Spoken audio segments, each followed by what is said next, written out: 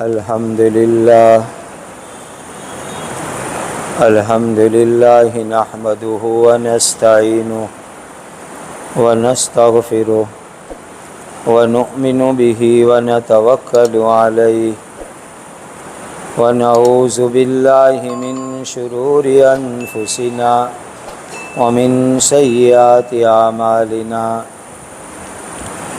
ونعوذ بالله من شرور أنفسنا ومن سيئات أعمالنا ونعوذ بالله من شرور أنفسنا ومن سيئات أعمالنا من يهده الله فلا مضل له ومن يضلله فلا هادي له وأشهد أن لا إله إلا الله وحده لا شريك له وأشهد أن سيدنا وشفيعنا ومولانا محمدا عبده ورسوله صلوات الله تبارك وتعالى عليه وعلى آله وأصحابه وذرياته وأهل بيته وأهل طاعته وبارك وسلم تسليما كثيرا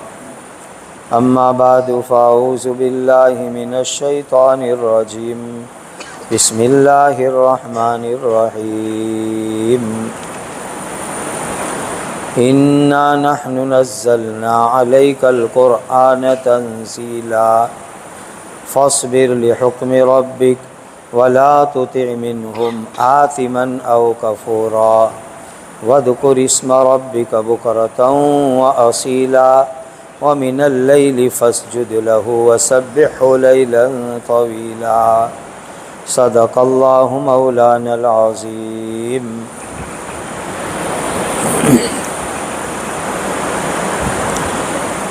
ہمارے اندر ایمان کتنا مضبوط ہے اور کتنا کمزور ہے، اس کو پہچاننے کا ایک طریقہ حدیث شریف میں آیا ہے. اتنا آسان طریقہ ہے کہ ہر آدمی خود پہچان سکتا ہے کہ میرے ایمان کی کیا حالت ہے. حدیث پاک کا خلاصہ ہے، جب کوئی تم نیکی کا کام کرو، اچھا کام کرو اور تم کو خوشی ہوئے تو سمجھو کہ تمہارے اندر ایمان ہے. کوئی نیکی کا کام کرو، اچھا کام کرو اور تمہیں خوشی ہو تو سمجھو اپنے اندر ایمان ہے. گناہ کا کام ہو جائے، منکر ہو جائے، برائی کا کام ہو جائے اور اس کی وجہ سے دل کے اندر بے چینی آوے، دل میں تکلیف آوے کہ میں نے اپنے اللہ کو ناراض کیا، میں نے غلط کام کیا، برا کام کیا، یہ بے چینی آوے تو سمجھ لو کہ اپنے اندر ایمان ہے.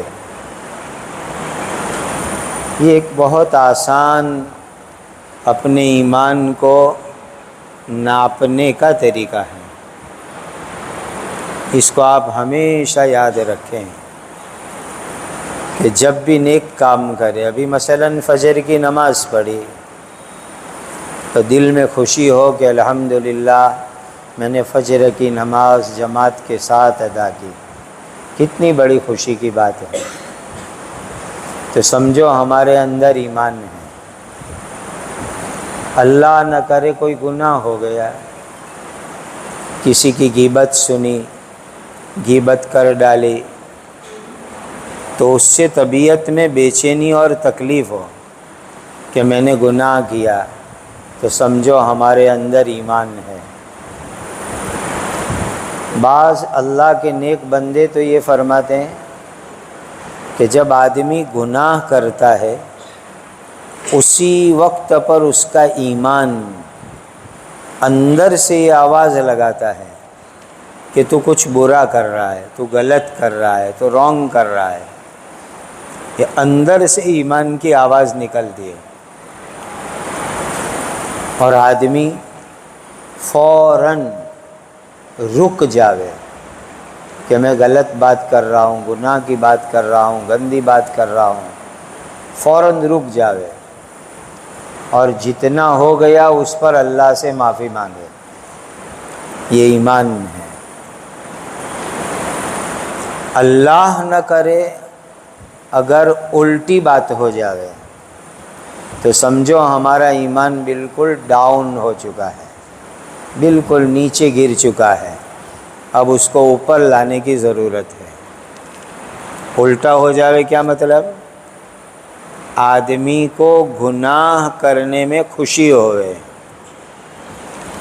غلط کام کرنے میں خوشی ہوئے، گناہ کرنا اچھا لگے، تو سمجھو کہ ایمان کا پاور بالکل ڈاؤن ہو گیا ہے، بالکل نیچے ہو گیا. جیسے ہم موبائل میں دیکھتے رہتے ہیں کہ بیٹری لال آ گئی تو ہم کہتے ہیں جلدی چارجنگ کرو، جلدی چارجنگ کرو، ورنہ موبائل بالکل بند ہو جائے گا، بند ہو جائے گا بالکل. بس گناہ کرنے کے اوپر دل کے اندر تکلیف نہ ہو، بے چینی نہ ہو، دل میں برا نہ لگے، بلکہ گناہ میں مزہ آئے، اچھا لگے، تو سمجھو کہ ہمارے ایمان کی بیٹری بالکل آخری اس پر آ گئی ہے. اب اس کو چارج کرانے کی ضرورت ہے. اور نیک کام کر کے آدمی کو کوئی خوشی نہیں ہوتی، بلکہ بعض مرتبہ اللہ نہ کرے نیک کام کرنا آدمی کو بھاری لگتا ہے، بوجھ لگتا ہے آدمی کو.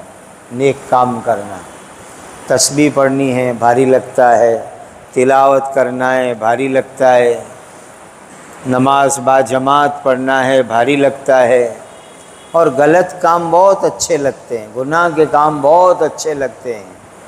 تو سمجھو کہ ہمارا ایمان بالکل نیچے آ گیا ہے، بالکل نیچے. اب اس ایمان کو مضبوط کرنے کی ضرورت ہے. تو یہ آپ ایک کسوٹی، یہ ہے ایمان ماپنے کی لیبارٹری. ایسے بیچارے شوگر کے پیشنٹ لوگ خون میں شوگر دیکھتے رہتے ہیں، کتنا شوگر ہوا، ڈاؤن ہوا، اپ ہوا. تو یہ میں نے آپ کو ہمارا ایمان ماپنے کی ایک لیبارٹری بتلا دی کہ ایمان کیسے ماپو گے. تو کہا نیک کام کرو اور خوشی ہوئے، اچھا لگے، اللہ کا شکر ادا ہو، اللہ تو نے یہ نیک کام کرنے کی توفیق دی. تو سمجھو ہمارا ایمان ہے، ایمان میں پاور ہے. گناہ کرنے کے اوپر برا لگے، بے چینی ہوئے، اور گناہ کے بعد فوراً استغفار کرے، سمجھو ہمارے اندر ایمان ہے. یہ بہت بڑی ایمان ماپنے کی لیبارٹری ہے. مومن ہر کام نماز کے ساتھ جوڑ کے کرتا ہے، ہر کام نماز سے جڑا ہوا رہتا ہے. حدیث شریف میں آیا کہ 7 یا 8 قسم کے لوگوں کو اللہ تعالیٰ قیامت کے دن اپنے عرش کے سائے میں جگہ دیں گے. قیامت کے دن کوئی سایہ نہیں ہوگا. اور ایک روایت کی تفسیر کے مطابق سورج 1 مائل دور ہوگا ہمارے سر کے اوپر سے، یعنی 1.5 کلومیٹر دور ہوگا. آج یہ سائنٹسٹ لوگ جو گنتی کرتے ہیں اس اعتبار سے 33 لاکھ مائل سے زیادہ سورج دور ہے. 33 لاکھ مائل سے زیادہ دور سورج ہے. لیکن کتنی گرمی لگتی ہے گرمی کی موسم میں، تو 1 مائل دور ہوگا تو کتنی گرمی لگے گی. اللہ اس دن کی گرمی سے میری آپ کی حفاظت فرما رہے ہیں. اور ایک روایت، اس روایت کا دوسرا مطلب یہ ہے کہ جیسے کہ سرمے کی سلائی ہوتی ہے، کتنی ہوتی ہے؟ 2.5 انچ کی 3 انچ کی سلائی ہوتی ہے. کا سورج اتنا اوپر ہوگا، یعنی بالکل سر کے اوپر ہوگا، اس سے اندازہ لگاؤ کتنی گرمی ہوگی۔ کا قیامت کے دن کی اتنی گرمی میں کوئی سایہ نہیں ہوگا، اللہ کے عرش کا سایہ ہوگا۔ اب خاص لوگوں کو اللہ تعالیٰ اپنے عرش کے سائے میں جگہ دیں گے۔ اس میں ایک قسم کے آدمی کون ہیں؟ جن کا دل مسجد میں لگا ہوا رہے، جن کا دل نماز میں مسجد میں لگا ہوا رہے، نماز میں مسجد میں جن کا دل لگا ہوا رہے، ایسے لوگوں کو اللہ تعالیٰ اپنے عرش کے سائے میں جگہ دیں گے۔ فجر کی نماز پڑھی تو مسجد میں دیکھتے دیکھتے گیا، ظہر کتنے بجے ہیں، جمعہ کتنے بجے ہیں، آج میرے کام کا شیڈیول کیا ہے، نظام کیا ہے، میں ظہر کہاں پڑھوں گا؟ پھر ظہر وقت پر پڑھ لی، ظہر پڑھی، عصر کتنے بجے ہیں، آج میرے کام کی ترتیب کے اعتبار سے میں عصر کہاں پڑھوں گا؟ عصر پڑھ لی وقت کے اوپر۔ پھر عصر کے وقت دیکھے مغرب کا وقت کتنے بجے ہیں، کہاں مجھے مغرب پڑھنی ہے، کہاں جماعت ملے گی مجھے، مغرب پڑھ لی، پھر عشاء پڑھ لی۔ پورا ذہن نماز میں لگا ہوا رہ گئے۔ کاروبار میں ہیں تو ابھی کہ نماز کہاں پڑھوں گا، کون سی مسجد میں ملے گی، نوکری پر ہے نماز کہاں پڑھوں گا، نماز کہاں ملے گی مجھے۔ ہر وقت مومن کا ذہن نماز میں، کام کاج کا نظام بھی نماز کے ساتھ جڑا ہوا۔ کوئی آدمی کہے کہ مجھے دوپہر میں آپ کو ملنا ہے تو کیا جواب دے؟ میں مرکز مسجد پہ ظہر پڑھتا ہوں، آپ بھی وہاں پڑھ لو، نماز بعد اپنے مل لیں گے۔ کوئی آدمی کہے کہ رات کو ذرا کام ہے، میں عشاء کی نماز جامع مسجد میں پڑھتا ہوں، آپ بھی عشاء جامع مسجد میں پڑھ لو، نماز پڑھ کے مل لیں گے اپنے۔ پورا نظام نماز سے جڑا ہوا۔ یہ مومن کی شان کہ بھائی کھانا کھانا ہے تو کب کھائیں گے؟ ظہر پہلے کھائیں گے، ظہر بعد کھائیں گے۔ شام کی چائے کب پئیں گے؟ عصر پہلے پئیں گے، عصر کے بعد پئیں گے۔ رات کا کھانا کب کھائیں گے؟ مغرب بعد کھائیں گے، عشاء کے بعد کھائیں گے۔ زندگی کا پورا نظام نماز کے ساتھ ہمارا جڑا ہوا رہے، نماز کے ساتھ ہمارا لگا ہوا رہے۔ یہ ہے وہ آدمی کہ جس کا دل مسجد میں نماز میں لگا ہوا رہے، ایسے آدمی کو اللہ تعالیٰ قیامت کے دن اپنے عرش کے سائے میں جگہ عطا کریں گے۔ اسی لیے اگر یہ کیفیت ہے ہمارے اندر تو اللہ کا شکر ادا کرو، اور یہ کیفیت نہیں ہے تو اپنے اندر پیدا کرو کہ ہر وقت نماز کا فکر، ہر وقت نماز کا فکر، جہاں ہو نماز کا دھیان، ہمارا کام کاج، ہمارا شیڈیول نماز کے ساتھ۔ بھائی نکاح طے کرنے ہیں تو کب نکاح ہوگا؟ تو کہا ظہر کی نماز میں، عصر کی نماز میں، مغرب کی نماز میں۔ پورا زندگی کا نظام ہمارا نماز کے ساتھ جڑا ہوا ہو۔ یہ ہے کہ آدمی کا دل نماز میں مسجد میں لگا ہوا ہے، ایسے لوگوں کو اللہ تعالیٰ قیامت کے دن اپنے عرش کے سائے میں جگہ عطا کریں گے۔ کتنے پیارے وہ مسلمان ہیں۔ حدیث شریف میں بہت بڑی بات فرمائی، قدر کرنے کی بات ہے۔ حدیث میں آتا ہے فرض نماز کے بعد اللہ تعالیٰ مومن کی ایک دعا ضرور قبول فرماتے ہیں۔ فرض نماز کے بعد اللہ تعالیٰ مومن کی ایک دعا ضرور قبول فرماتے ہیں۔ اب آدمی جلدی جلدی میں بھی مسجد میں آوے، جلدی جلدی جانا، تو ذرا سی دعا تو مانگ کے جاؤ، ذرا سی دعا۔ فرض نماز کے بعد ایک دعا اللہ تعالیٰ بندے کی ضرور قبول فرماتے ہیں۔ کتنی بڑی بات ہے، کتنی بڑی اللہ تعالیٰ کی نعمت ہے۔ ہمارے بزرگوں میں سے ایک بہت بڑے تابعی فرماتے ہیں کہ قرآن میں اللہ تعالیٰ نے دو باتوں کا حکم دیا، انشکر لی ولی والدیک، اللہ کا شکر ادا کرو، ماں باپ کا شکر ادا کرو۔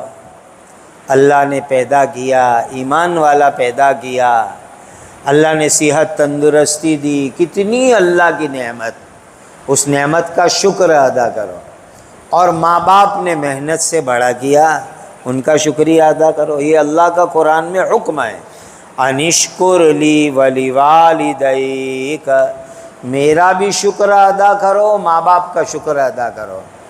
تو کہا دونوں کا شکر کیسے ادا ہوگا؟ اس کا آسان طریقہ بتلایا کہ 5 وقت کی نماز پڑھو، اللہ کا شکر ادا ہوگا، اور ہر نماز کے بعد ماں باپ کے لیے دعا کر دو تو ماں باپ کا شکریہ ادا ہو جائے گا۔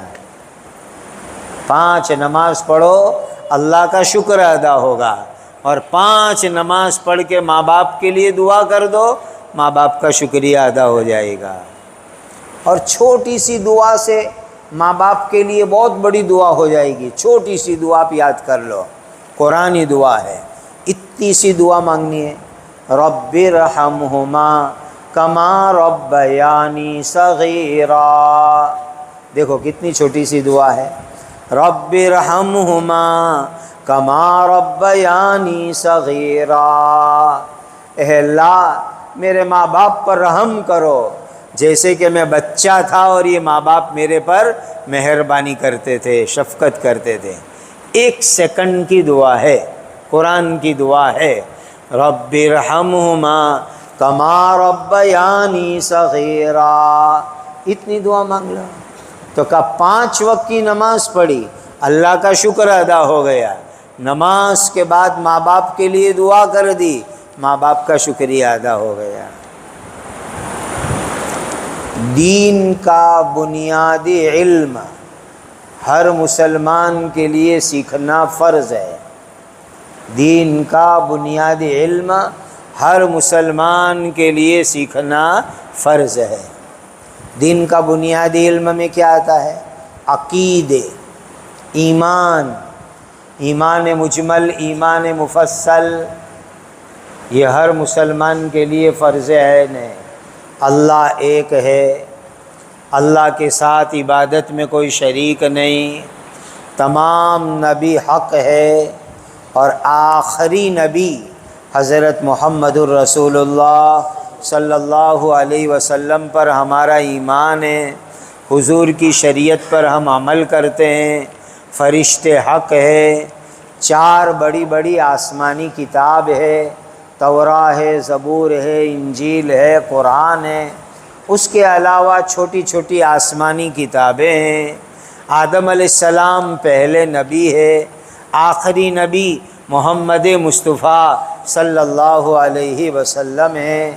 یہ عقیدہ ہو گیا، ایمان ہو گیا۔ مرنے کے بعد زندگی ہے، فرشتے ہیں، حساب کتاب ہے، جنت جہنم ہے، یہ عقیدے، اس کا علم ہمارے لیے فرض ہے۔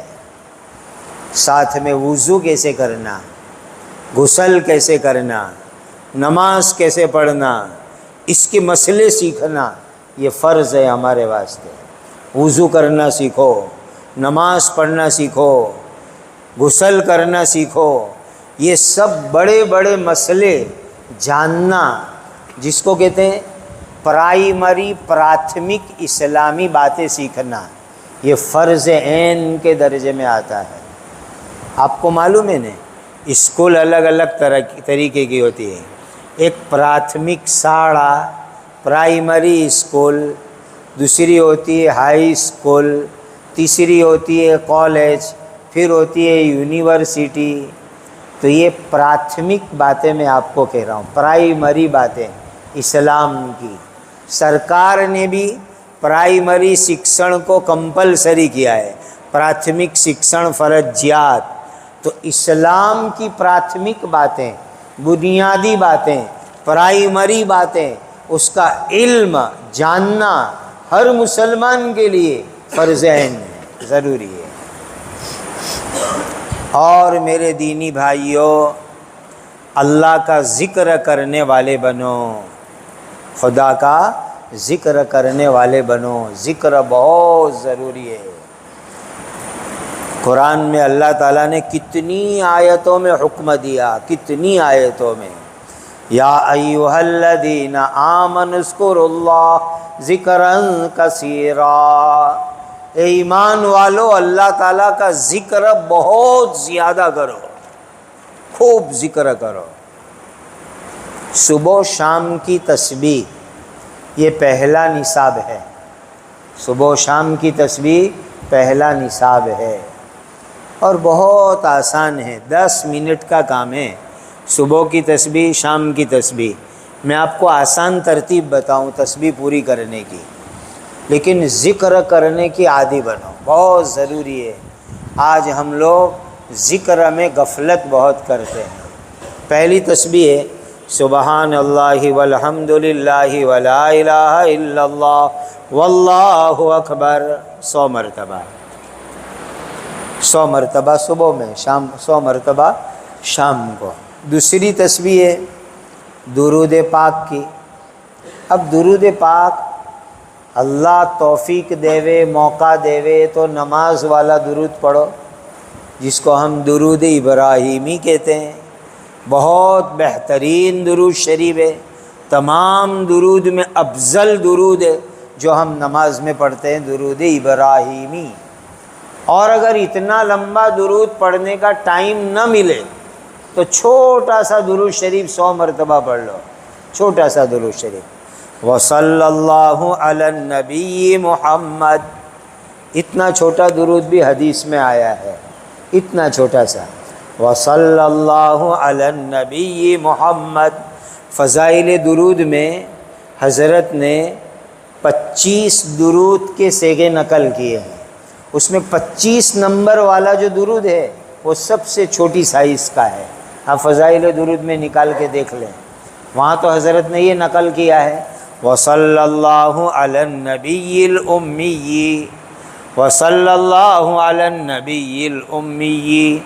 تعلیم دھیان سے سنا کرو، تو تعلیم میں بہت ساری باتیں، فضائل اعمال میں حضرت نے عجیب عجیب علم کا خزانہ جمع کیا ہے، بشرطے کہ دھیان سے ہم تعلیم کریں اور دھیان سے تعلیم سنیں، بہت ضرورت ہے اس کی۔ تو فضائل درود میں جو 40 صیغے ہیں، 15 تحیات کے اور 25 درود کے، اس میں 25ویں نمبر پر یہ درود نقل کیا ہے وصلی اللہ علی النبی الامی، اور اسی کی تخریج میں یہ ہے وصلی اللہ علی النبی محمد۔ کتنا چھوٹا سا درود شریف ہے، 100 مرتبہ پڑھنے میں 2-3 منٹ لگے گی، 100 مرتبہ پڑھنے میں 2-3 منٹ لگے گی۔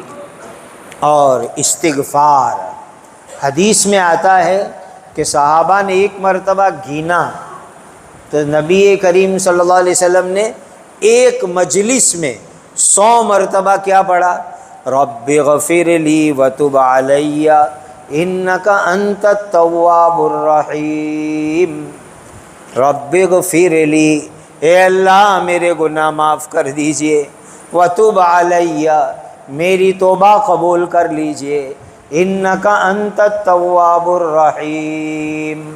یہ زبردست استغفار ہے، رب اغفر لی وتب علی انک انت التواب الرحیم۔ ایک مجلس میں نبی پاک صلی اللہ علیہ وسلم نے 100 مرتبہ پڑھا، صحابہ نے گنا ہو اس کو، یہ پڑھو بہت اچھا۔ اور بھی استغفار بہت سارے آئے، استغفر اللہ الذی لا الہ الا هو الحی القیوم واتوب الیہ، یہ بھی استغفار ہے، استغفر اللہ ربی من کل ذنب واتوب الیہ۔ بہت سارے استغفار حدیث میں آئے ہیں، کوئی بھی استغفار 100 مرتبہ پڑھنے کی عادت ڈالو۔ اور آخری درجہ کم سے کم میں آپ کو بتلاؤں، کم سے کم اتنا پڑھ لو، استغفر اللہ استغفر اللہ استغفر اللہ استغفر اللہ استغفر اللہ استغفر اللہ۔ نے پڑھتے پڑھتے دھیان کیا ہو، اللہ معاف کر دو، اللہ معاف کر دو، اللہ معاف کر دو، استغفر اللہ استغفر اللہ استغفر اللہ۔ 2 منٹ میں 100 مرتبہ ہو جائے گا، صرف 2 منٹ میں 100 مرتبہ۔ یہ 3 تسبیح ہمارا پہلا نصاب ہے۔ آپ تجربہ کر کے دیکھ لو، 10 منٹ صبح میں، 10 منٹ شام کو، 3 تسبیح۔ اللہ تعالی ہمارے پیدا کرنے والے ان کو یاد کرنے کے لیے صبح میں 10 منٹ، شام کو 10 منٹ بہت آسان سودا ہے، بہت آسان سودا ہے۔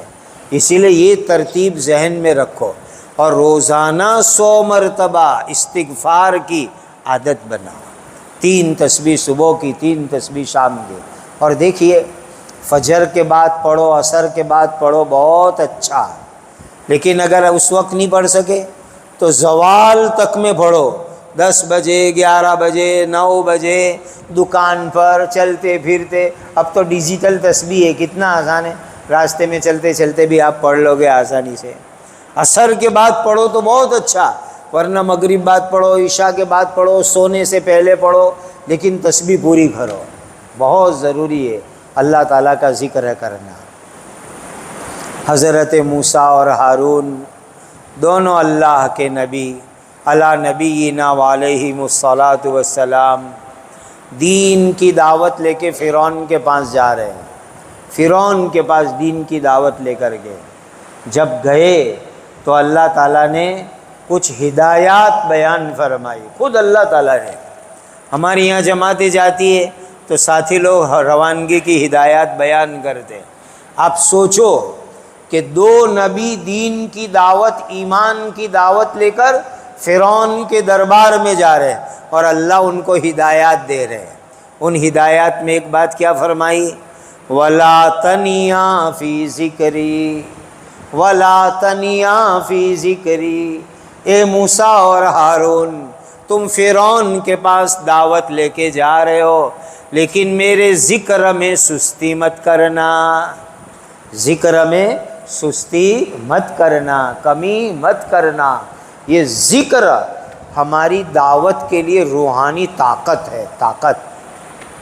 حضرت جی مولانا محمد الیاس صاحب رحمۃ اللہ علیہ صبح صادق کے وقت تہجد کے بعد وہ 12 تسبیح کا ذکر پوری کر لیتے تھے، 13 تسبیح حضرت کی مکمل ہو جاتی ہے صبح صادق کے وقت پر۔ ہم وہ نہیں کر سکے تو کم سے کم صبح میں 3 تسبیح، شام میں 3 تسبیح۔ نیت کرو کہ موت تک تسبیحات کی پابندی کریں گے، کہو انشاءاللہ۔ بہت ضروری ہے تسبیحات کی پابندی، اس سے ایک روحانی طاقت ملے گی۔ آج کل ساتھی لوگ شکایت کرتے ہیں نا، وسوسے بہت آتے ہیں، دل نہیں لگتا۔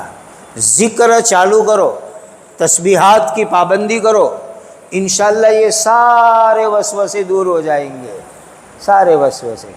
ہمارے یہاں گجراتی میں کہتے ہیں کہ خالی گھر میں بھوت آتا ہے، جو گھر بند پڑا رہتا ہے وہاں بھوت گھستا ہے۔ یہ دل خالی رہے گا تو شیطان کے وسوسے اندر گھسیں گے، شیطان کے وسوسے گھسیں گے۔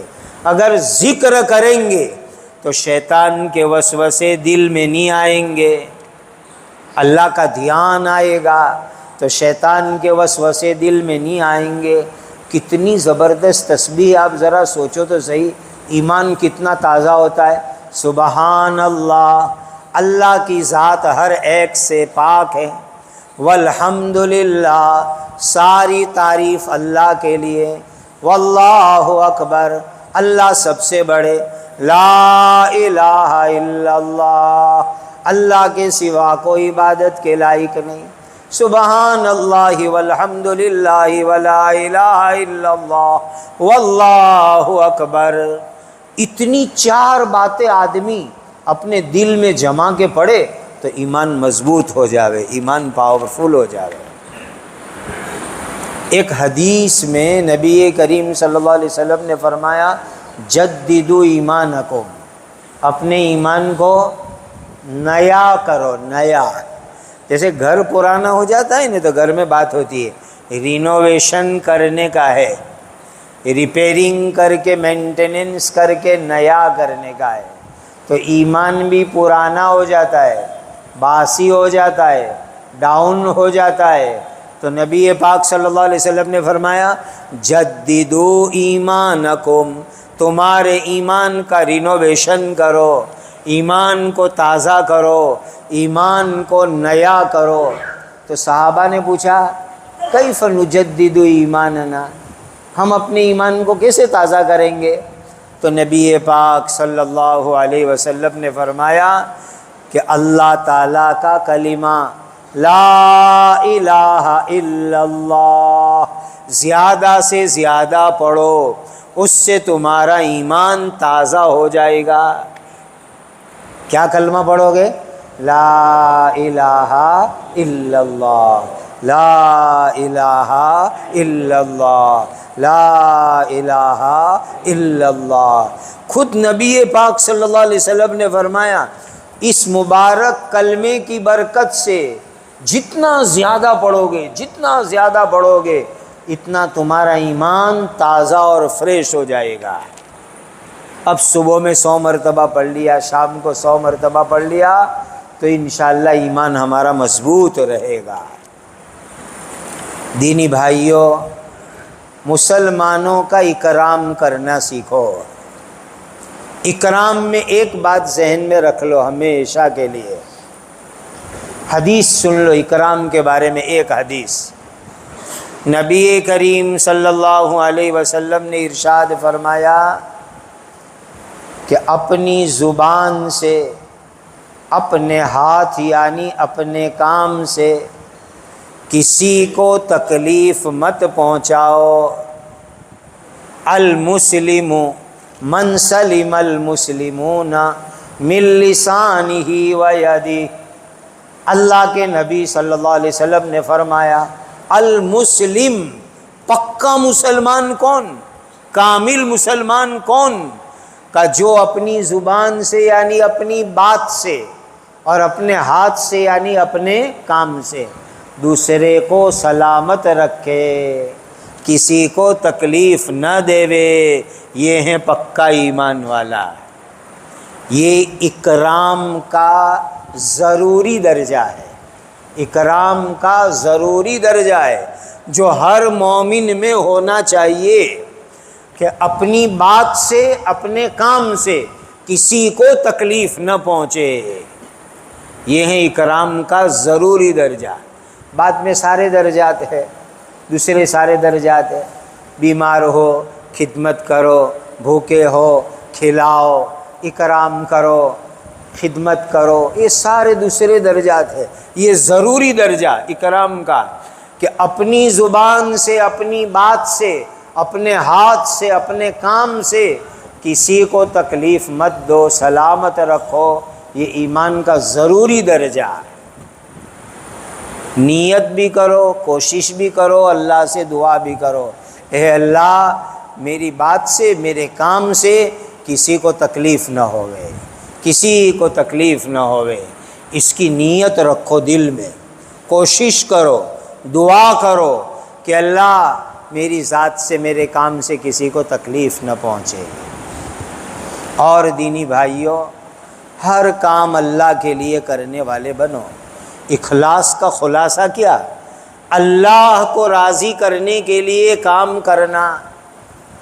ایک منافق گروپ تھا، وہ دکھلاوے کے لیے کرتے تھے، یراؤن الناس ولا یذکرون اللہ الا قلیلا، دکھلاوے کے لیے کام کرتے تھے۔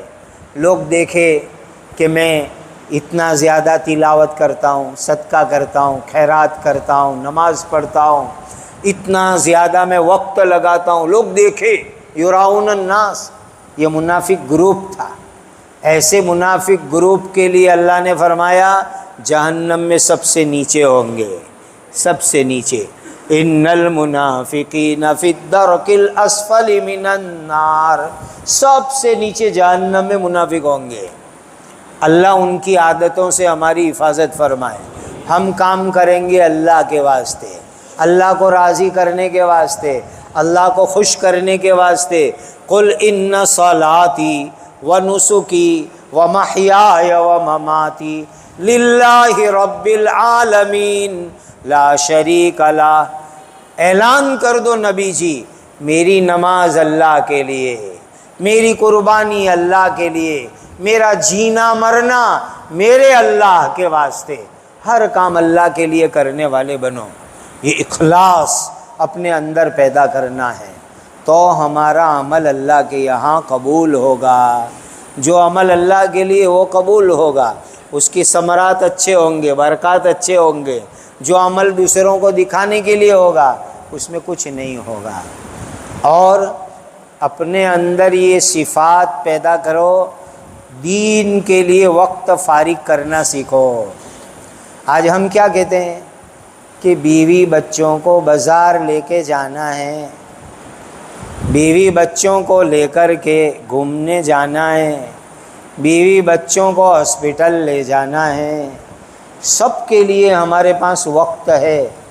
دین کے لیے بھی وقت لگاؤ، دین کے لیے وقت دینے کی عادت بناؤ۔ دین کے لیے بھی میرا وقت ہو کہ بھائی قرآن پڑھنے کے لیے میں کتنا وقت دیتا ہوں، تسبیحات کے لیے کتنا وقت دیتا ہوں، نماز مجھے سیکھنی ہے، نماز صحیح کرنی ہے، وضو صحیح کرنا ہے، غسل سیکھنا ہے، مسائل سیکھنے ہیں، اس کے لیے مجھے گھر سے باہر جانا ہے، تو میں کتنا وقت دین سیکھنے کے لیے لگا رہا ہوں۔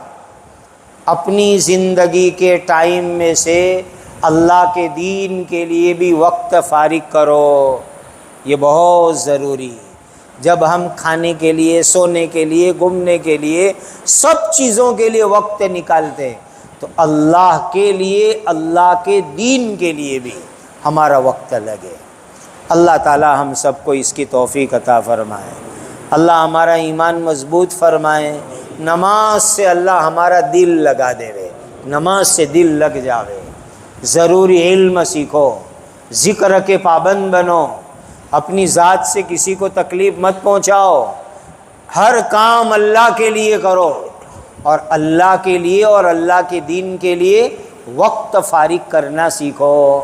بخاری شریف میں حدیث ہے، نبی پاک صلی اللہ علیہ وسلم کا ایک وقت ایسا ہوتا تھا کہ حضور کی بیوی بھی اس وقت میں حضور کے پاس نہیں جاتی تھی، حضور کی بیوی بھی نہیں، یعنی وہ وقت اللہ کا وقت، اللہ کے ساتھ دل لگانے کا وقت، اللہ کے سامنے دعا کا وقت، ذکر کا وقت، اللہ کے دھیان کا وقت۔ ام المؤمنین سے روایت ہے حضور کی پاک بیوی سے کہ وہ وقت حضور کا ایسا ہوتا تھا کہ کوئی حضور کے پاس جاتا نہیں تھا، حضور اور اللہ، اللہ اور حضور۔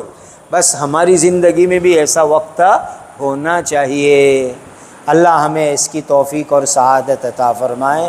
اللہ ہمیں اپنا بنا لے، اللہ ہمیں ذکر کرنے والا بنا دے، دعاؤں کا اہتمام کرنے والا بنا دے، اور اللہ ہم سب سے راضی ہو جاوے۔